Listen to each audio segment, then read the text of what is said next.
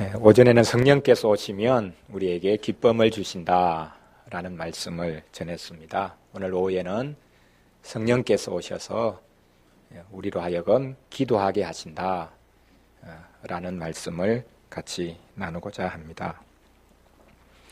온 우주가 물질로만 구성되어 있는 것이 아니라 도리어 영적인 기운으로 가득 차 있다고 주장하는 이들이 있습니다. 우리 교회가 온생명교회인데 실은 서울대 장회익 교수라는 분이 온 우주가 하나의 생명이라고 주장을 하면서 온생명이라는 표현을 써왔습니다. 온 우주가 거대한 영적인 생명이라는 이런 주장은 터무니없는 것이 아니라 오래전부터 있어온 생각입니다. 과학기술이 최고도로 발전한 현대에 우주의 영적인 생명을 향해 기도를 하는 것이 이상하게 보일지 모르겠습니다. 서구의 과학기술이 우주를 메마른 물질로 보고 이용하려 들다가 큰 코 다치기 시작하면서 현대인들이 거대한 생명 덩어리인 우주에 대한 외경심을 가지기 시작했습니다. 신과 우주를 향한 기도는 종교 보편의 현상이면서 동시에 현대 물질 문명의 탈출구가 되어가고 있습니다. 이렇게 안 믿는 사람들조차 기도에 대한 우주를 향한 우주의 생명을 향한 기도를 시작하고 있지만 정작 신자들이 기도 응답에 대한 확신이 없어서 기도를 지겨워하는 경우가 많습니다. 기도해도 별 소용이 없다고 생각하면서 기도를 시간 낭비라고 생각하기도 합니다. 기도할 시간에 다른 일을 하면 그만큼 더 효율적이고 생산적이지 않겠는가라고 생각합니다. 기도하면 뭐가 남습니까? 기도하면 손에 뭐가 쥐어집니까? 그런데 기도가 정말 중요하다고 생각하는 이들이 있습니다. 사람이 무언가를 당장 산출하는 것보다 더 중요한 것은 나누어진 마음을 다잡는 것, 또한 불안한 마음을 잠재우는 것이라는 생각입니다. 이들은 기도야말로 이렇게 나누어진 마음, 또한 불안한 마음을 달래주는 마법이 있다고 믿습니다. 그들은 기도를 통해 이 정도도 경험하지 못하면 기도가 무엇인지 전혀 모르는 것이다 라고 주장하기도 합니다. 오늘 본문에 보면 기독교인들의 기도가 다른 어떤 기도와 다른 근본적인 이유를 제시하고 있습니다. 성령님께서 우리의 기도를 인도하시기 때문입니다. 물론 우리가 읽었던 오늘 본문에서는 성령님에 관한 명시적인 언급이 없습니다. 이전까지는 예수님이 성령님에 관해 계속해서 말씀하셨습니다. 예수님이 떠난다고 하자 제자들이 근심하기 시작했습니다. 예수님은 자신이 떠나는 것이 유익하다고 하셨습니다. 자신이 떠나셔야 보혜사, 즉 성령님이 오시기 때문입니다. 성령님이 오시면 그 성령님은 세상은 책망하시고 교회는 인도하신다고 했습니다. 교회에 임재하실 성령께서는 제자들을 충만한 기쁨의 자리로 인도하십니다. 성령님이 제자들에게 임하셨기에 제자들은 이제 예수님을 빼앗길 수 없습니다. 성령으로 마음속에 좌정해 계신 분을 어떻게 세상이 빼앗을 수 있겠습니까? 이렇게 오순절에 성령님이 오시자 제자들은 하늘에 계신 예수님을 눈으로 보듯이 섬길 수 있었습니다. 그래서 그들은 어떤 핍박 가운데도 기뻐할 수 있었습니다. 예수님은 이제 그 성령님으로 인해 기도가 시작될 것을 밝히고 계십니다. 성령님이 오시면 기도할 수 있습니다. 성령님이 오시면 기도하게 됩니다. 성령님이 오시면 기도할 수밖에 없습니다. 성령님은 기도의 영이시기 때문입니다. 오늘 본문의 세 가지 단어를 중심으로 성령님이 우리의 기도를 인도하신다는 것을 살펴보도록 하겠습니다. 첫째는 아버지께라는 단어이고, 둘째는 담대히라는 단어이고, 마지막 세 번째로는 내 이름으로라는 단어입니다. 이 세 단어를 연결시켜 보면 아버지께 담대하게 예수님의 이름으로가 됩니다. 이게 바로 성령으로 기도하는 것의 핵심입니다. 성령으로 기도하는 것이 무엇인가? 그것은 아버지께, 그리고 담대하게, 그리고 예수님의 이름으로 기도하는 것, 바로 그것입니다. 첫째로 성령님은 하늘 아버지께 구할 수 있다는 것을 일깨우시는 것을 살펴보겠습니다. 사람들이 누구에게 구하고 있습니까? 마땅히 자기에게 도움을 줄 수 있는 사람이나 세력에게 구합니다. 그 사람의 힘을 빌리려고 합니다. 그 세력의 힘을 빌리려고 합니다. 서두에서 말씀드렸듯이 이제는 우주를 향해 빌고 기도하기조차 합니다. 도울 힘이 없는 사람에게 구하는 것만큼 쓸데없는 일이 어디에 있겠습니까? 또한 도울 힘이 있어도 도와주고 싶은 마음이 없는 사람에게 빌어본들 무슨 소용이 있겠습니까? 구하려면 도울 힘이 있는 사람에게 구해야 하고, 또한 도와주고 싶은 마음이 있는 세력에게 구해야 합니다. 오늘 본문 23절에 보면 예수님이 도와줄 분에 관해 힘있게 강조하고 계십니다. 내가 진실로 진실로 너희에게 이른다 라고 하면서 말씀하십니다. 예수님은 이미 오늘 오전에 살펴보았던 20절에서 내가 진실로 진실로 너희에게 이른다 라고 하시면서 한 가지 사실을 힘주어 강조하셨습니다. 그것은 예수님의 죽으심으로 인해 제자들이 근심하게 될 것이지만 곧 이어 그들의 근심이 기쁨으로 바뀔 것이라고 말씀하셨습니다.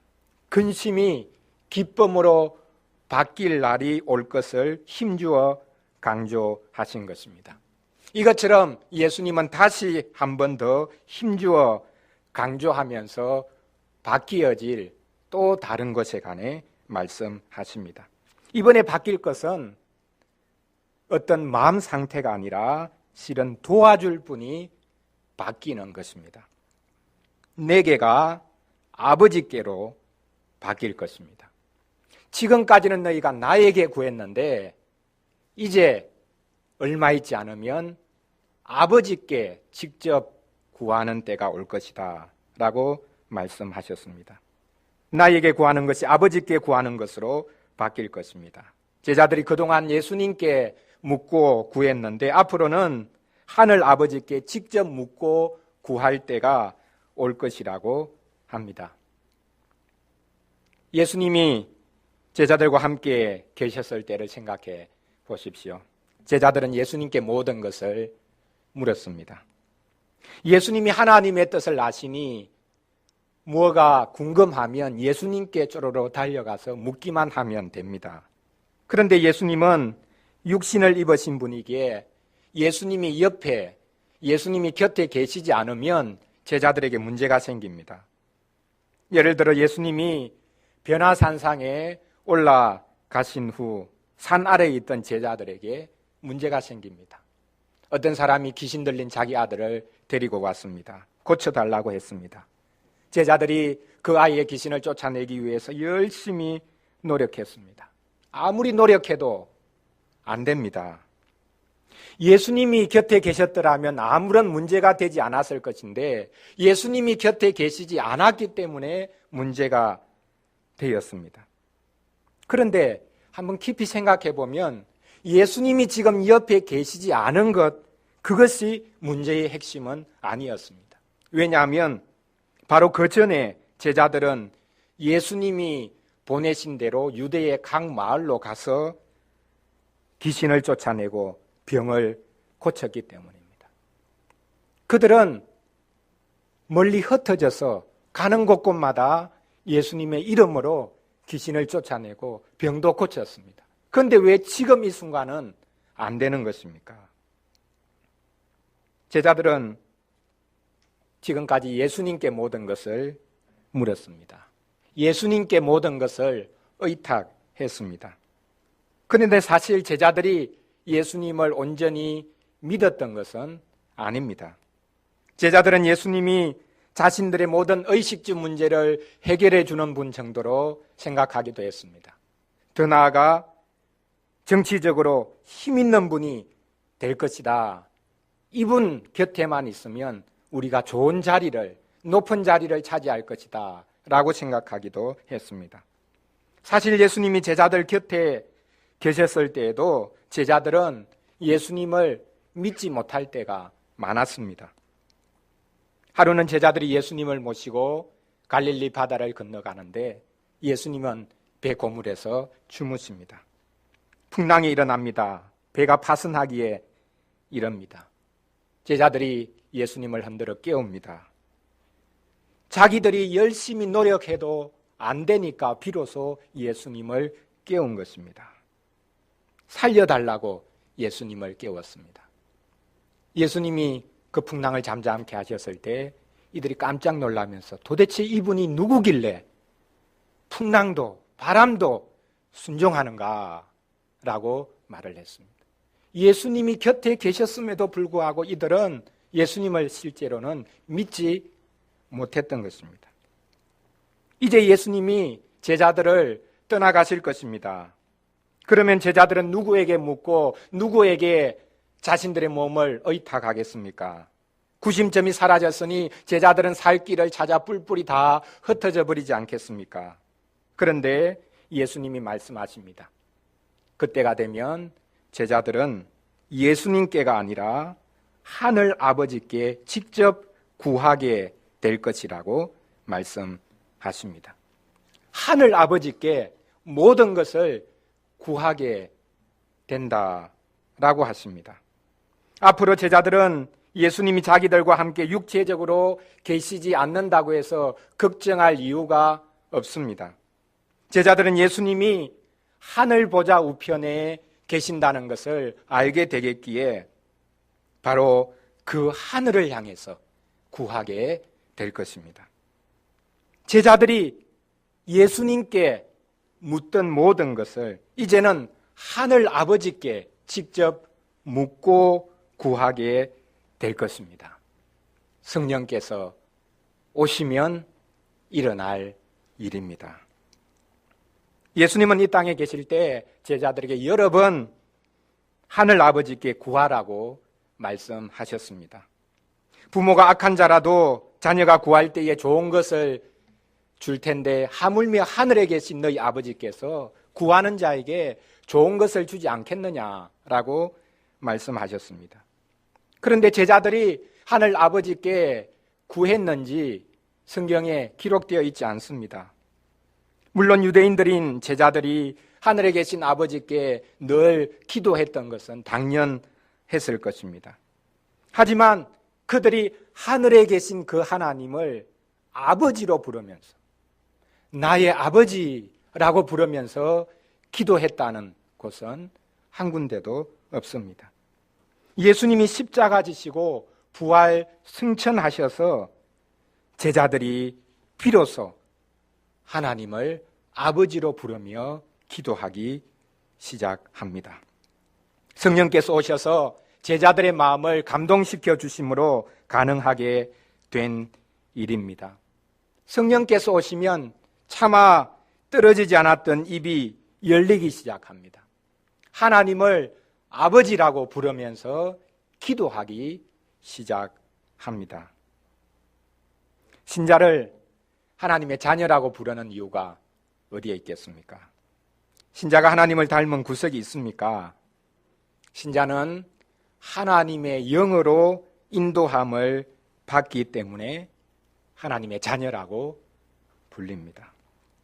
로마서 8장 15절 말씀해 보면 이 하나님의 영은 무수하는 종의 영이 아니라 양자의 영이라고 말씀합니다. 너희는 다시 무서워하는 종의 영을 받지 아니하고 양자의 영을 받았으므로 우리가 아빠, 아버지라고 부르짖느니라. 신자가 하나님을 아버지라고 부르게 해주시고 또한 그 하늘 아버지를 조금씩 닮아가게 해주시는 분이 바로 성령님이라는 말입니다. 예수님은 제자들을 떠나가지만 성령께서는 오셔서 제자들을 하늘 아버지께로 인도하십니다. 둘째로 성령님은 담대히 구하도록 도우신다라는 것입니다. 우리가 기도할 때에 우물쭈물할 때가 많습니다. 아닙니다. 그래도 기도할 때는 자신이 나름대로 하나님을 위해 잘 살았다고 생각하기 때문에 기도하는 것이니 기도할 때만큼은 담대하게 구합니다. 대담하게 구합니다. 큰 소리를 치기도 합니다. 하나님 도대체 뭐 하십니까? 지금 뭐 하고 계십니까? 라고 소리치기도 합니다. 이게 올바른 태도입니까? 사실 우리는 누구에게 구할 것인가 라는 것을 모를 때가 많을 뿐만 아니라 어떻게 구해야 하는가 라는 것을 모를 때도 많습니다. 성령님이 오시면 누구에게 기도할 것인가를 알려주실 뿐만 아니라 어떤 마음으로 기도해야 하는가 라는 것도 가르쳐 주십니다. 오늘 본문 25절부터의 말씀은 예수님이 지금까지 제자들에게 밤새워 하시던 말씀을 요약하는 말씀입니다. 이 25절에 중요한 단어 하나가 등장하는데 그것은 밝히라는 단어입니다. 이것을 비유로 너희에게 일렀거니와 때가 이르면 다시는 비유로 너희에게 이르지 않고 아버지에 대한 것을 밝히 이르리라. 여기서도 대조되는 두 단어가 나오지 않습니까? 비유로 이른다라는 말과 밝히 이른다라는 말의 대조입니다. 예수님이 이 땅에 계실 때는 모든 천국 비밀을 비유로 말씀하셨습니다. 비유는 천국의 비밀을 쉽게 설명하기 위한 측면이 있지만 동시에 숨기기 위한 측면도 있습니다. 그래서 어떤 이들은 그 비유를 듣고 도대체 이게 무엇을 말씀하시는가 헷갈려하고 그래서 그 말씀의 핵심에 이르지 못하고 오히려 걸림돌이 되는 경우를 종종 볼 수 있습니다. 그런데 때가 이르면 앞으로는 예수님이 비유가 아니라 비유로 모든 것을 가르치시는 것이 아니라 밝히 모든 것을 정확하게 일러주겠다라고 말씀하십니다. 성령님을 통해 밝히 말씀해 주신다는 뜻입니다. 사실 이 밝히라고 번역된 단어는 신약 성경 여러 군데에서 담대히라고 번역된 단어입니다. 신자들이 하나님께 기도할 때 담대히 기도해야 합니다. 또한 신자가 세상에서 그리스도를 증언할 때 담대히 증언해야 합니다. 이렇게 하나님 앞에 기도할 때의 태도의 중요한 특성인 이 담대함, 그리고 세상 앞에서 증언할 때의 태도의 특성인 담대함, 이 표현을 오늘 본문에서 예수님이 사용하십니다. 바로 이 단어를 사용해서 성령님께서 오셔서 아버지에 대한 것을 밝히 담대히 알려주실 것이다 라고 말씀하고 계십니다. 지금까지는 예수님의 입을 통해서 하나님의 말씀이 흘러나왔지만 이제는 성령님을 통해서 하나님 아버지의 뜻이 온전하게 드러나는 때가 온다라고 말씀하시는 것입니다. 성령님의 임재가 지닌 특징은 담대히 아버지의 뜻을 알려주시는 것뿐만 아니라 담대히 아버지께 나아가도록, 하나님께 나아가도록 해주시는 것입니다. 우물쭈물함이 없이 하나님께 담대히 구하도록 해주시는 것, 그것이 성령님의 역사입니다. 성령님은 담대함을 주는 영입니다. 겁이 없어진다는 정도가 아닙니다. 성령께서 임재하시면 아무리 수줍은 사람이라고 하더라도 하나님께 담대히 구하는 사람이 됩니다. 하나님께 담대히 구하는 사람이야말로 항상 기도하는 사람이라고 해야 할 것입니다. 데살로니가전서 5장에 그 유명한 쉬지 말고 기도하라 라는 말씀이 있지 않습니까? 어떻게 쉬지 않고 기도할 수 있습니까? 어떤 일을 만나든지 그 모든 문제와 상황을 기도로 바꾸어 하나님께 올려드리라는 말이겠습니까? 실제 쉬지 않고 기도하기 위해 중세시대 개발해낸 기도가 있는데 호흡 기도라는 것입니다. 사람이 숨을 쉬지 않고 살 수 없지 않습니까? 숨을 들이마시고 내쉽니다. 들숨이 있고 날숨이 있습니다. 그래서 이 호흡하는 것을 기도로 바꾸면 된다라는 것입니다. 들숨, 숨을 들이마실 때 예수님을 받아들이라는 것입니다. 주 예수 그리스도여 부르면서 숨을 들이쉴 때 주 예수 그리스도여라고 합니다. 그리고 내쉽니다. 이제 내쉴 때는 우리의 모든 속에 있는 죄를 이제 토하라는 것입니다. 저를 불쌍히 여겨 주시옵소서. 그래서 들숨 날숨 이렇게 계속 우리가 하루 종일 할 수밖에 없는데 그렇게 숨을 쉬는 것 그때 동시에 주 예수 그리스도여 저를 불쌍히 여겨 주십시오. 주 예수 그리스도여 저를 불쌍히 여겨 주십시오. 그러니까 호흡하는 것이 꼭 기도가 된다. 그러면 이 호흡 기도를 하면 쉬지 않고 기도하는 것이 되어진다. 중세교회가 개발해낸 중요한 기도의 한 방법입니다. 그런데 쉬지 말고 기도하라라는 말씀의 본질은 기도 시간에 달려있는 것이 아니라 사실 오늘 본문 25절에서 말씀하고 있는 이 담대함에 달려있습니다. 히브리서 4장 16절에서 이 담대함을 다음과 같이 해설하고 있습니다. 그러므로 우리는 긍휼하심을 받고 때를 따라 돕는 은혜를 얻기 위하여 은혜의 보좌 앞에 담대히 나아갈 것이니라.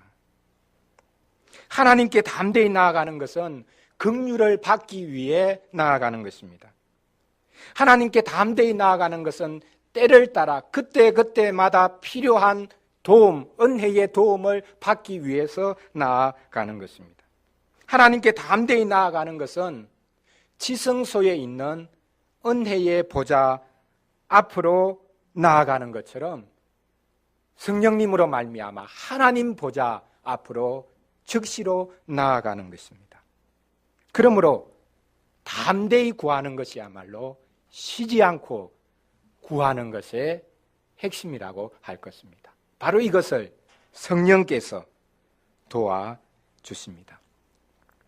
마지막 세 번째로 성령님은 예수님의 이름으로 응답받는다는 확신을 주십니다.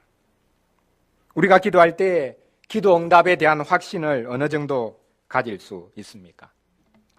기도는 확신의 문제가 아님에도 불구하고 우리는 확신에 매달립니다. 기도하면 하나님께서 무조건 들어주신다는 미신에 가까운 생각도 잘못이지만 아무리 기도해도 하나님은 꿈쩍도 하지 않으시고 잘 응답하지 않는 분이다 라고 생각하는 것도 크게 잘못되었습니다. 그러면 하나님께서는 도대체 무엇을 근거로 해서 우리의 기도에 응답하시겠습니까? 조금 전에 말씀드렸듯이 담대함에 달려 있습니까? 우리의 간절함에 달려 있습니까? 이전 본문에서도 지속적으로 언급되었듯이 오늘 본문에서도 거듭 등장하고 있는 단어가 바로 기도 응답의 근거를 보여줍니다. 그것은 다름 아닌 내 이름으로 라는 표현입니다. 나의 이름으로, 예수님의 이름으로, 이것이 기도 응답의 근거입니다. 오늘 본문 26절을 보십시오. 그날에 너희가 내 이름으로 구할 것이요 내가 너희를 위하여 아버지께 구하겠다 하는 말이 아니니라. 지금 예수님은 제자들이 오해할까 봐 이런 말씀을 하십니다. 너희가 나를 못 볼 것이다. 그러나 조금 있으면 나를 볼 것이다. 그렇게 말씀하셨으니까 예수님이 어디로 가셨다가 그 다음에 다시 오시겠구나. 오시면 모든 문제가 해결되겠네. 예수님이 다시 오시면 그때 우리는 예수님께만 매달리면 되겠네. 이런 생각을 하게 될 것입니다. 그래서 예수님이 지금 이 26절을 말씀하시는 것입니다. 성령님으로 예수님이 오실 것인데 그때 예수님이 제자들을 위해서 빌어주는 것이 아니라 성령님으로 말미암아 제자들은 늘 하늘 아버지께 구할 수 있다라고 말씀합니다. 예수님이 다시 오셔서 자기들을 위해 하늘 아버지께 구해주시면 되지 않겠나 그렇게 생각하겠지만 그런 것이 아닙니다. 예수님은 하늘 아버지께로 돌아가실 것입니다. 이제 제자들이 육신의 눈으로는 결코 예수님을 보지 못할 것입니다. 하지만 예수님은 성령님으로 다시 오실 것입니다. 변장한 모습으로 오신다. 그렇게 말해야 할지 모르겠습니다.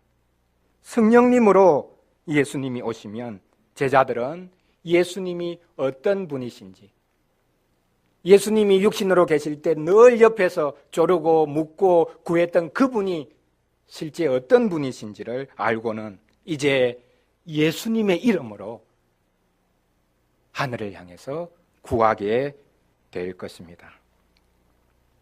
예수님의 이름이 얼마나 놀라운 권세가 있는지 모릅니다.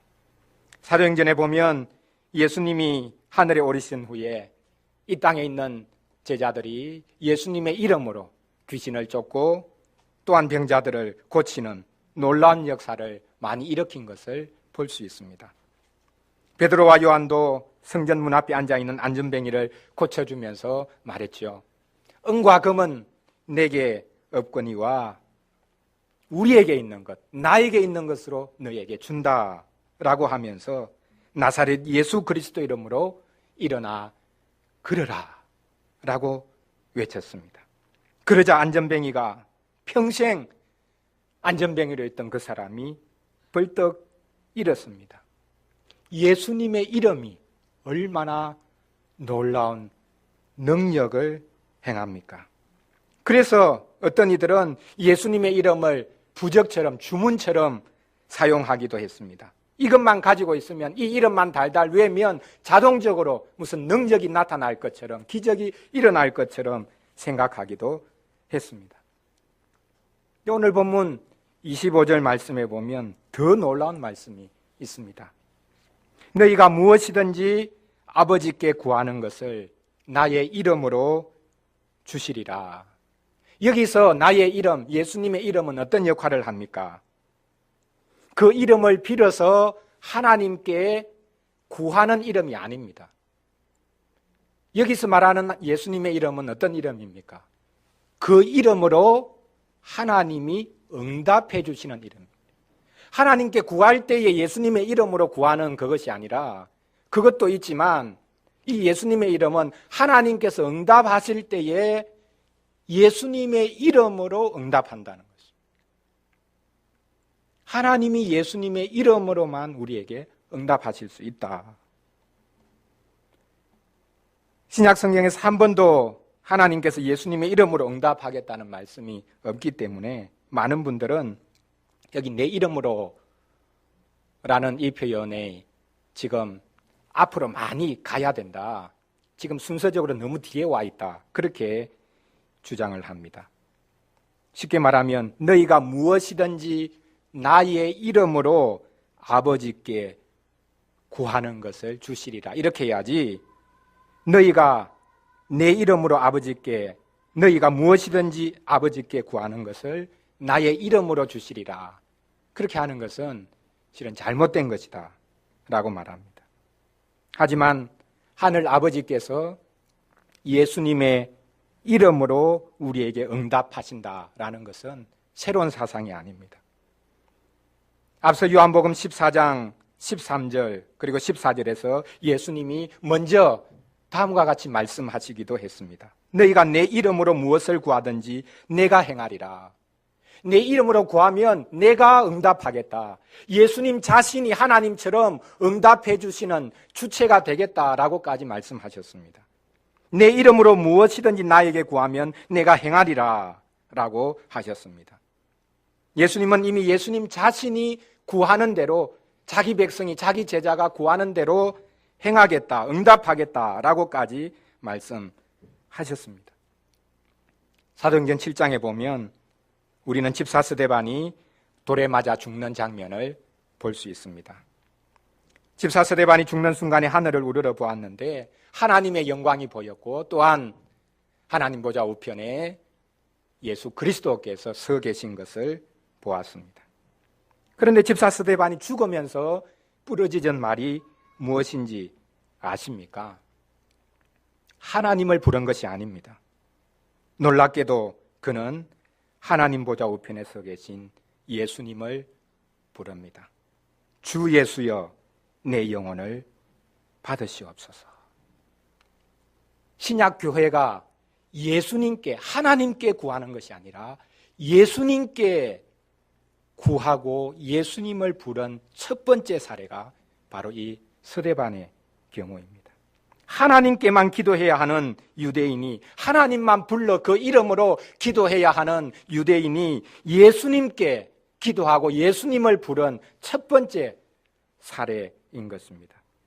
그러므로 예수님의 이름은 기도의 근거가 되는, 기도할 수 있는 근거가 되는 이름일 뿐만 아니라 기도에 응답하는 이름이 된 것입니다. 다르게 말하면 예수님의 이름이 곧 하나님의 이름이 되었습니다. 신자는 예수님의 이름으로 하나님께 구하고, 하늘 아버지께서는 또한 동시에 예수님의 이름으로 응답하십니다. 성부께서는 기도에 응답하시는 분이지만 아들께서 이 땅 위에서 이루신 구속의 공로 때문에 응답하십니다. 예수님의 구속의 공로가 땅과 하늘을 만나게 했습니다. 신자는 오직 예수님의 이름으로 하나님께 구할 수 있고, 성부께서는 오직 예수님의 이름으로 우리에게 응답하십니다. 기도에서도 우리는 삼위일체의 교제를 충분히 확인해 볼 수 있습니다. 성부께서는 기도에 응답하시는 분입니다. 성자께서는 기도의 근거가 되시는 분입니다. 성령께서는 우리 기도의 동력이 되시는 분입니다. 이렇게 기도하는 교회, 기도하는 신자를 매개로 해서 삼위일체 하나님께서는 함께 일하십니다. 사랑하는 성도 여러분, 기도할 때가 왔습니다.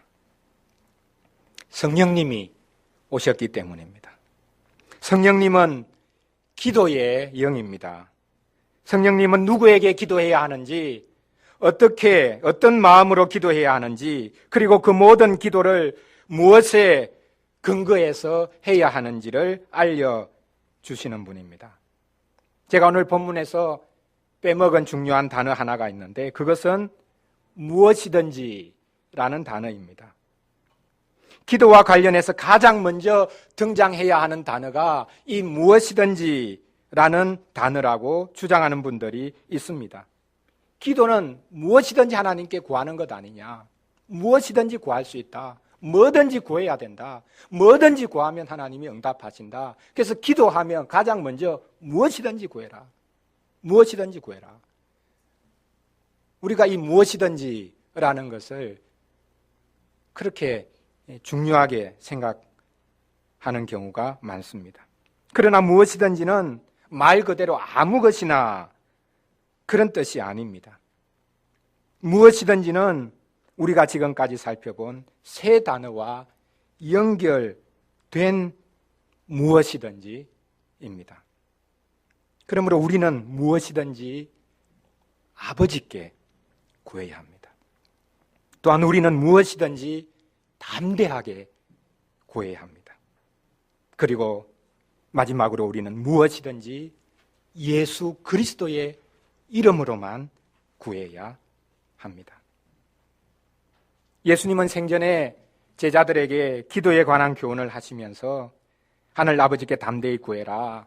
아버지께서 주실 것이다. 너희가 악한 자라도 자녀에게 좋은 것을 줄 줄 알거든. 하물며 하늘에 계신 너희 아버지께서 구하는 자에게 좋은 것 주지 않겠느냐라고 하셨습니다.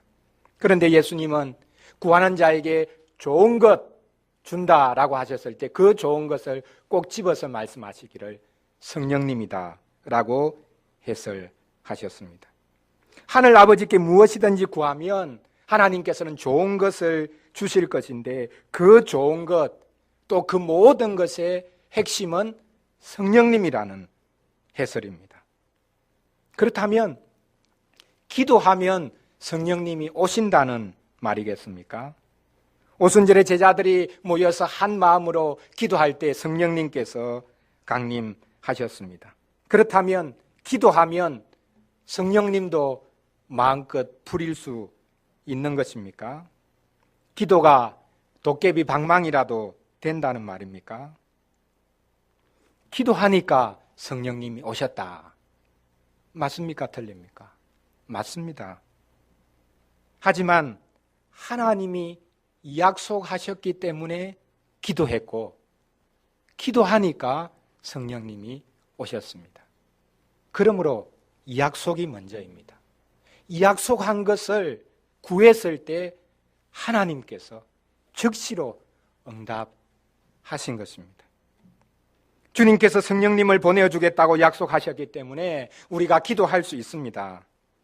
주님께서 약속하셨기 때문에 우리가 더 간절히 기도해야 합니다. 아니, 성령님이 오셨기 때문에 비로소 우리는 제대로 기도할 수 있습니다. 약속이 있다고 해서 우리가 그냥 탱자탱자 노는 실업자가 되어서는 안 됩니다. 아무리 일하고 싶어도 일거리가 없어 실업자가 되는 사람이 많습니다.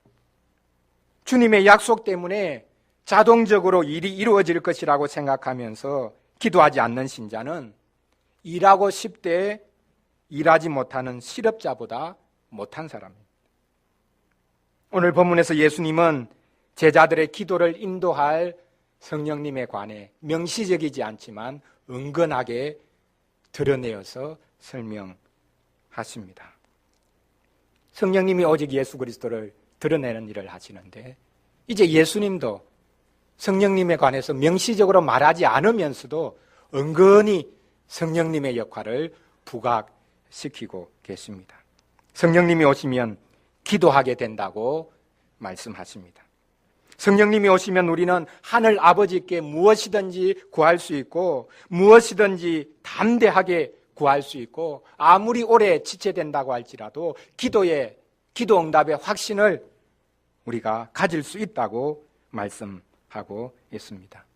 이번 한 주간도 고난 가운데서 성령의 도움으로 바로 이렇게 기도하는 성도로, 기도하는 삶으로 이 한 주간을 살아갈 수 있는 복이 있기를 간절히 바랍니다. 기도하겠습니다. 우리 같이 한번 이 시간에는 기도하면 좋겠습니다. 성령님이 오시면 우리로 하여금 기도하게 하신다라고 했습니다. 반대로 말하면 어떻게 되겠습니까? 기도 굳이 할 필요 있나? 그냥 내 노력으로 열심히 살면 되지. 이런 사람은 실은 성령님을 받은 사람이 아니다. 그렇게 바로 연결시킬 수 있을지는 모르겠지만 기도하는 것이야말로 성령님이 우리 가운데 일하신다는 증거다. 성령님이 오시면 우리로 하여금 기도하게 하신다. 하늘 아버지께 무엇이든지 구하게 하시고 예수 그리스도 이름으로 구하게 하시고 그래서 하나님께서도 예수 그리스도 이름으로 우리에게 응답하시는 그 놀라운 복을 주신다라고 말씀하셨습니다. 성령님이 오셔서 우리의 기도를 인도해 주시기를 원합니다. 우리가 어떤 경우에는 답답해서 기도할 그런 힘조차 없을 때도 있습니다. 하나님 우리의 입을 열어주시고 우리의 마음을 이렇게 풀어주셔서 하나님 앞에 기도할 수 있도록 도와주시옵소서. 우리의 기도 또 우리의 눈에 또 눈물이 말랐던 그런 모습을 하나님 돌아보아 주셔서 하나님 앞에 마음껏 구할 수 있는, 담대히 구할 수 있는 하나님의 백성으로 우리를 세워주시기 원합니다. 지금 같이 잠시 기도